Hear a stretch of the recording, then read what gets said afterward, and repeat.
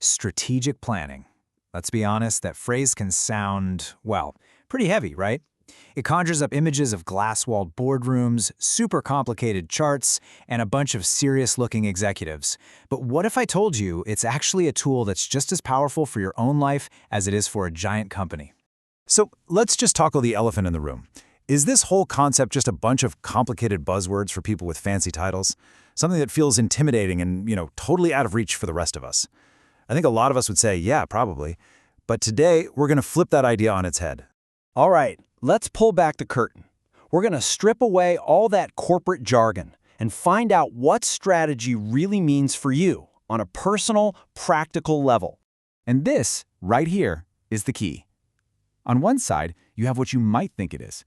Complicated, rigid, some formal document that only CEOs look at. But the reality? It's actually simple and guiding. It's a tool for you. And this is the most important part. It's not some one-and-done thing. It's a daily mindset.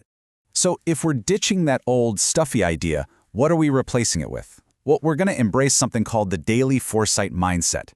And trust me, it's a really simple mental shift, but one that can have absolutely powerful results. So what in the world is daily foresight?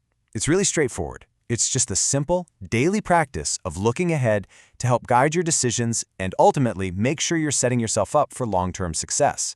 The magic words here are simple and daily. It's not about having a crystal ball. It's just about preparing for what's next, one day at a time. And check out this quote. It just nails it. Strategic planning isn't boardroom jargon, it's daily foresight. That one sentence completely reframes the whole idea, right? It makes it feel active, personal, and something we can all actually do. Okay, so having the right mindset is awesome. But how do we put it into practice? That's where this super practical 5-step plan comes in. Think of it as your own personal toolkit for making daily foresight a real habit. And here are the 5 steps. It's a pretty clear cycle. First, you define your goals. Then, you map out your priorities and align your resources with them. After that, you anticipate the risks. And finally, you track your progress. Simple, right? Let's dig in. So, step 1 is the foundation. It's all about getting crystal clear. What do you really want to achieve? And I don't mean some vague wish, but a specific, well-defined goal. Because honestly, without that clarity, the other steps don't really matter. Next up, steps 2 and 3 are all about focus. Once you know your goal, you have to ask, what actions matter the most? You map those out as your priorities. Then, what resources, we're talking your time, your money, your energy, do you need to line up with those priorities? This is how you stop spinning your wheels on things that aren't actually moving you forward. And finally, steps 4 and 5 are what give you agility. Thinking about risks isn't about being negative, it's about being smart and prepared. What could possibly go wrong and knock you off course? Then, tracking your progress. That's your feedback loop. It helps you answer that huge question. Is what I'm doing actually working? So, when you put all these pieces together, the mindset and the action plan, what do you get? Well, you get the ultimate payoff, the incredible power of having a clear direction in your life. And the benefits are huge.